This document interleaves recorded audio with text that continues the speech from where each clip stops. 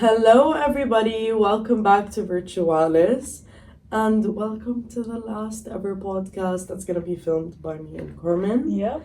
I'm sure next year there's going to be two other people, two lovely people to replace us that will continue to talk to you guys about the boundaries of justice and technology, and also the people who get caught in between. I'm Seema. And I'm Carmen. So today we bring you a story that attests not only the limits of the law, but also the limits of what we think of when we think of consent, when we think of crime, and when we think of justice itself. So, first of all, this episode comes with a very strong content warning. So we'll be discussing drug-facilitated sexual assault, coercive control, and disturbing legal and digital evidence. So please listen with care. Now that you guys have been warned, we're going to be talking about the story of Gisèle Pélicot, who I'm sure a lot of us have heard of. She's a French woman whose life was ruined when she found out that for nearly a decade, her own husband had been drugging and raping her while she slept and had invited other men to do the exact same, and he had filmed it all. So for this episode, we're going to be starting with looking at the facts, and then we'll move through the investigation, and then we'll look at what happened in the courtroom, and finally we'll look at what this case actually teaches us about justice in the digital age. Gisèle chose to go public. She said, and I quote, "They took everything from me, but not my voice." This is her story, and it's also a story about how the law is slowly beginning to listen.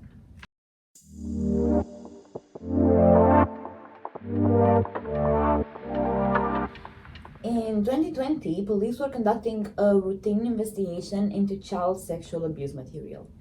They examined the digital devices of a man named Dominique Pélicot, a 58-year-old living in the south of France. And during this routine investigation, what they found was disturbing beyond anything that they had expected. What they found was hundreds of videos and photographs showing Dominique raping his wife Gisèle as she lay unconscious in her own bed. And even worse, they discovered that he had invited dozens of other men into their home, into their marital bed, to do the same. At least 72 men were identified, and out of those, 50 of them would eventually go to trial. And I think the worst part of it all was that Gisèle had absolutely no idea. Mm-hmm. For nearly 10 years, she believed that she was simply sleeping. She had no actual memory of any of the abuse. She knew that she was tired and groggy or disoriented, but she never thought that what was going on was what was going on, what was causing her to be tired. Yeah, she trusted her husband. Yeah. So when the police told her what they had found, she obviously thought they must be mistaken. And it took months for reality to sink in for her, and even then, she did consider staying anonymous. Until she made the brave decision and decided that silence was just no longer an option. I think we can all agree that Gisèle definitely took a brave step, and when she decided to waive her right to anonymity and speak publicly, her goal wasn't just for personal justice, it was definitely systemic. She definitely wanted to expose the legal and cultural failures that let this happen and keep happening.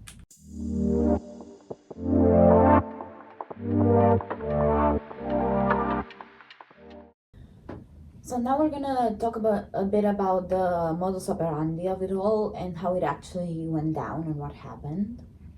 So the question on everybody's minds at the time when this went public was, how did Dominique Pélicot orchestrate nearly a decade of repeated coordinated sexual assaults without being discovered? So what police had found out is that Dominique had been using a benzodiazepine called Temesta, which is basically a really potent sedative that induces deep sleep and memory loss. So what he'd do is he'd crush the pills and then he'd slip them into Gisèle's drink or food, and then once she was unconscious, he would film himself raping her. Unfortunately, he didn't stop there. He frequented online forums, some on the dark web, others just hidden in plain sight, which were places where men exchanged fantasies and advice about assaulting unconscious women. then posted invitations, sometimes using coded language, like deep sleep adventures, and other times just being blunt about it. And some of the men that responded lived locally, others had traveled, and Dominique would actually schedule them, sometimes days or weeks in advance. He created like an entire ecosystem around these events. Some of the men that had responded actually lived locally and others traveled. Dominique would actually schedule all of this, sometimes days or weeks in advance, and he had created an entire ecosystem around this, documenting it meticulously, saving files, organizing images, basically doing everything to organize the events. Yeah. I feel like it's also important to kind of understand the psychological element of this. Dominique maintained the illusion of a normal marriage. He controlled Gisèle emotionally, economically, and socially. But she trusted him, and that trust was weaponized. This wasn't just about sexual violence, it's also coercive control at the highest level. A very sustained, deliberate, systematic breaking down of autonomy of Gisèle.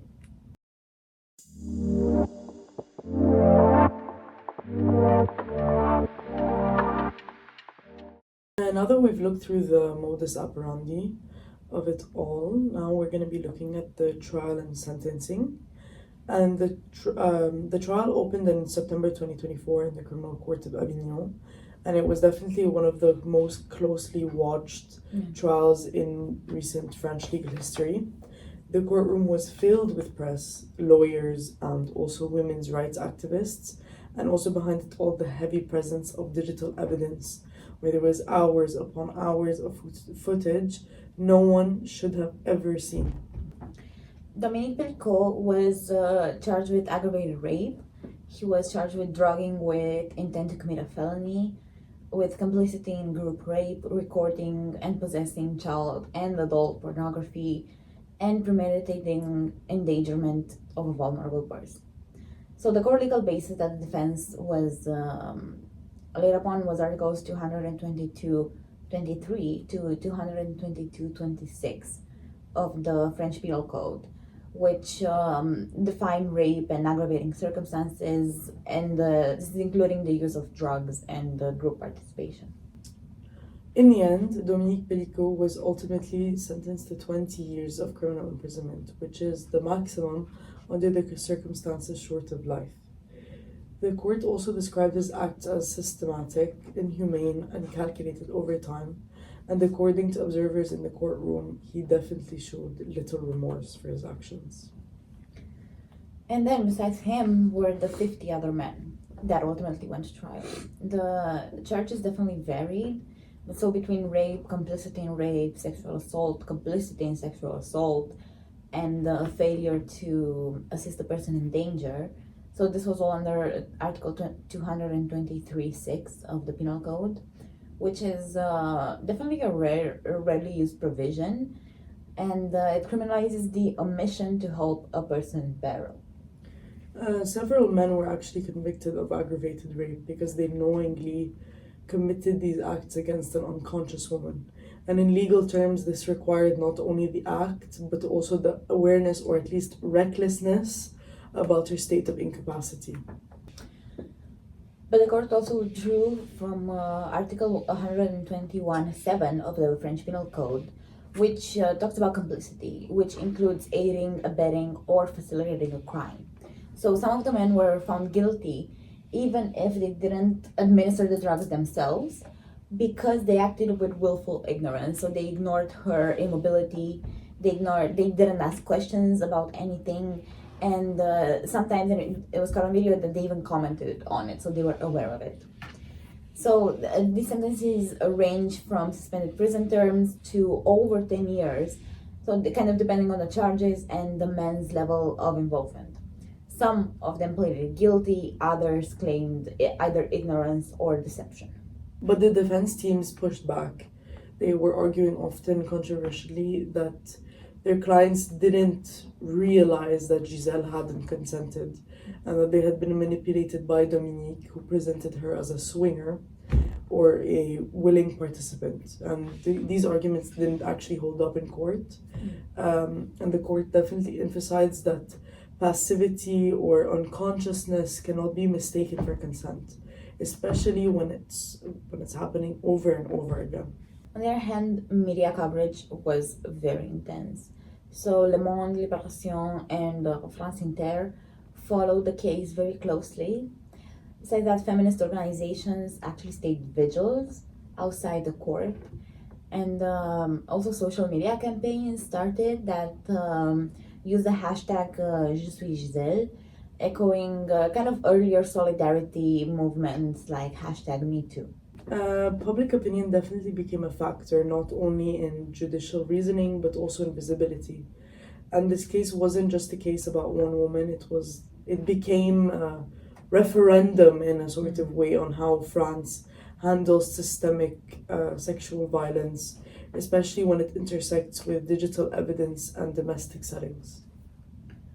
And Giselle was there. She was in court, she was testifying, and she was facing the men who had violated her. Her statements were very obviously devastating. One quote stands out from the trial when she said, and I quote, "I didn't know it was happening, but I feel it in my bones now. Every morning I wake up and I remember something I never lived through." And the courtroom was definitely silent. The judges wept. Even members of the press definitely broke protocol. And for a French courtroom known for its formalism, this was definitely unprecedented.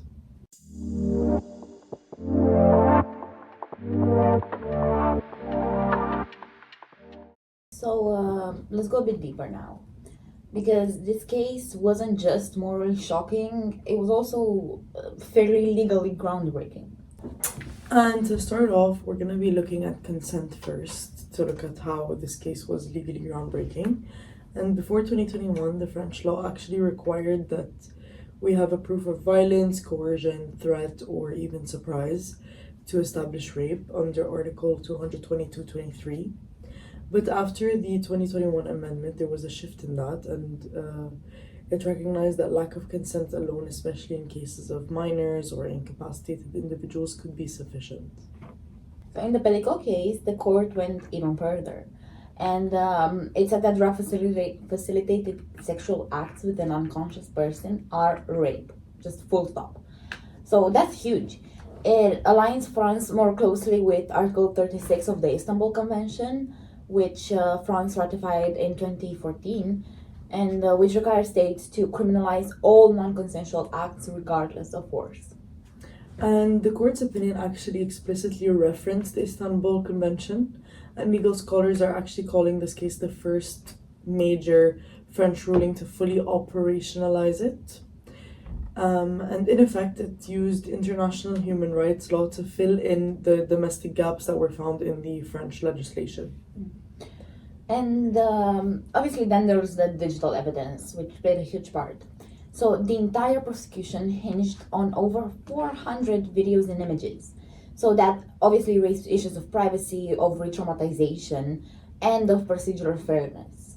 So because French law allows digital evidence under Article 427 of the Code of Criminal Procedure, but however, there's little precedent on how to handle this volume or this level of intimacy. And the defense teams actually challenged the use of this footage, arguing that it violated Dominique's privacy and paradoxically also Giselle's at the same time. And the court definitely disagreed. It ruled that because the footage documented crimes and because Gisèle chose to pursue justice instead of anonymity, the public interest outweighed privacy objections. But this creates legal tension. So what happens in future cases where the victim doesn't consent to the footage being shown in court, or when the footage was obtained illegally? So that's that part of it is still kind of legally murky. And now we're going to be looking at complicity, which is another legal frontier that's also brought up in this case. Mm-hmm. And many defendants actually argued that they didn't know. But the court applied Article 121.3 on criminal intent and Article 121.7 on complicity, which basically stated that they should have known what was going on. A reasonable person could have questioned and should have questioned a motionless woman. They would have asked why she wasn't speaking, moving, or engaging. So basically, the court negated anything that the defense team had said in terms of the fact that they didn't know or couldn't have possibly known that Gisèle was not consenting. So, apart from that, this case also tested Article 223.6, which criminalizing failing to assist a person in danger. So, which this article has actually rarely been enforced in French cases. But here, the court said that seeing someone in a vulnerable, incapacitated state and doing nothing, or even worse, taking advantage of that person, can amount to criminal omission. And this was definitely particularly true for those who weren't actually physically abusive, but watched, filmed, or even failed to intervene. And it definitely expands how we think about accountability, especially when we're looking at group-based digital evidence, like this footage that we're seeing in this case. Also, a very big hurdle that the court had to pass was the issue of prescription, or what we know as the statute of limitations. So, under Article 7 of the French Code of Criminal Procedure, the statute for rape is now 20 years from the victim's majority, but only if the crime was committed against a minor. For adults, it's typically 10 to 20 years from the crime itself. Gisèle's case kind of pushed the court to consider delayed discovery, which is a new concept in French legislature, and to consider delayed discovery as a legal basis for kind of tolling the statute. And the court actually agreed with this because Gisèle didn't even know that she had been raped until 2020. So the prescription period hadn't even begun. And legal scholars are now arguing that this sets a precedent for cases involving disassociation, amnesia, or unconsciousness where the harm isn't discoverable until much later. And finally, we're going to be looking a bit at comparative law. So, for example, in Germany, Section 177 of the Penal Code criminalizes sex with an unconscious person as rape, just regardless of force. In the UK, Section 74 of the Sexual Offences Act of 2003 defines consent very broadly, and capacity is a central factor. The US varies by state, but many statutes have been explicitly addressing intoxicated or unconscious victims. One thing that we can definitely say is that France has definitely lagged behind in this area, definitely in comparison to Germany, the UK, and the US. But there is hope that the Pélicot ruling will actually change this. And already there's legal commentators like Revue Pénale, Dalloz, and the French Association of Criminal Law that has cited the Pélicot ruling as a pivot in French rape jurisprudence. It's definitely rare that we've seen a single case redefine so many dimensions at once.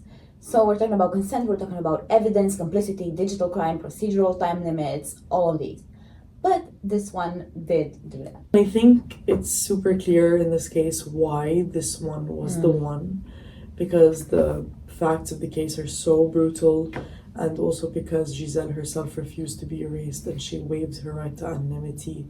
And yeah, I think it's quite clear why this one was the one to change so many dimensions.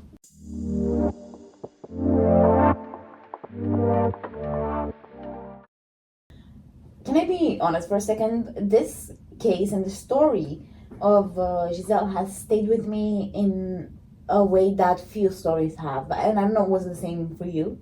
I mean, I think definitely, I feel like for everybody, like the idea that your trust and intimacy can be weaponized against you, and how someone that you share your life with, like your husband or your wife or your partner, can actually turn you into an object in a way. And I think for all of us, it definitely has stuck with us because it's such a scary thought to have, that someone you trust or you're supposed to trust with your whole life can do those kinds of things to you. Yeah, that's terrifying. And also, I think the most like striking aspect for me in this case and in this whole story was just the courage it took for her to come forward and not even just to press charges, but to name yourself in the eye of the public and to become the face of this like gruesome story. And I think that's just like beyond brave. I think I definitely agree that it's super brave of Giselle to choose to be the face of this case and knowing how far it could go because now everything is digitally available. Yeah. And I think it's amazing what she's done, and I think it's incomparable to anything you could do for this kind of thing, because I think that it gives a lot of other victims courage to stand up for themselves publicly and to not be ashamed of what has happened, because I think that there is a lot of shame that is surrounded around this topic of being sexually abused or being a victim of sexual violence and stuff. And it also makes you think about where the law, whether there are blind spots in the law. So it makes you think about the fact that are there any other Giselles out there, like, but their cases just don't have a digital trail, or were they manipulated into silence? It's just, I guess, from this case, I think a lot of, because it's so unimaginable. Yeah. Like, I know that me and Carmen were talking about it off camera as well. It's so unimaginable to think that a human being could do this to another person. And I think that it's definitely a scary idea that there are other Giselles in the world that just haven't been heard yet. I think kind of part of the reason that this case became like so mediatized was because, as you mentioned, it's like unimaginable, but also when you're like confronted to the fact, you're kind of, and women in general or vulnerable groups of people are put into the position of considering that what happened to Giselle may also happen to them, like, or could also happen to them. And I feel like it gave, and also we've seen a rise in victims coming forward after the Pélicot case was mediatized. And we've seen that especially all over the EU. And but also in the media, people have been posting about their own personal stories. And I feel like she gave so many people so much courage. And that's just invaluable. And I feel like her courage would definitely have an impact on just everybody, because everybody in some way or another was shaken by this case. So it kind of forces us, first of all, as women, but also as legal thinkers and as people who just care about justice in general, to kind of ask like, how do we push the system to see what it has missed for so long, like as you said, like the blind spots in the law.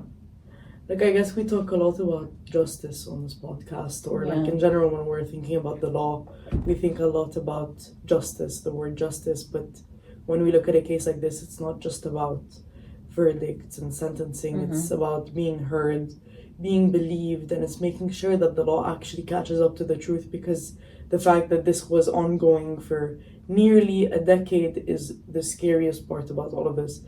He did not get caught because she saw the videos. He got caught because of something completely different that led the police to finding the videos.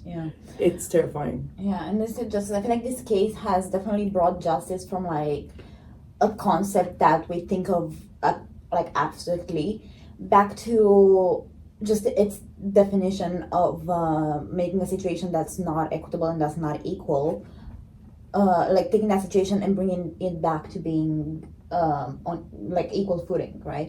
So I feel like it's definitely changed, like I said, the way we just think about justice in general. Like when you think of the word justice, we studied so much, especially since like we're law students, and I'm sure like all law students just think about the word justice and have heard the word and have used the word in like 1,000 different like occasions, but just I feel like this case has kind of shed a light on what it actually means and what it should mean.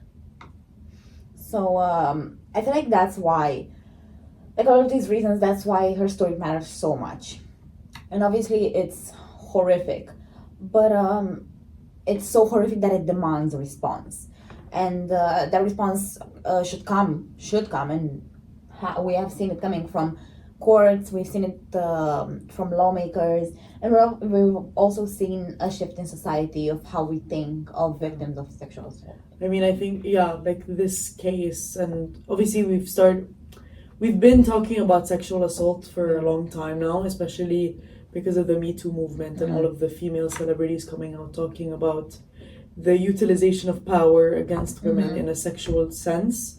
I think now with this case, because it is so shocking and so outside of the realm of imagination for a lot of people, I think we're definitely starting to see a shift in societal values and how it treats people, victims of sexual violence. I think it's I'm really glad to see the changes happening because it needs to change. Yeah, also I feel like this case is a very good example of how also historically like jurisprudence has shifted societal values just by itself. And I feel like this at its core like speaks on the importance of having law and of having laws and of having good court systems that work in the domestic and then in the international as well. And so I feel like this case, no matter like how horrific it was, it kind of shed light on why like there needs to be order and people need to abide by the law.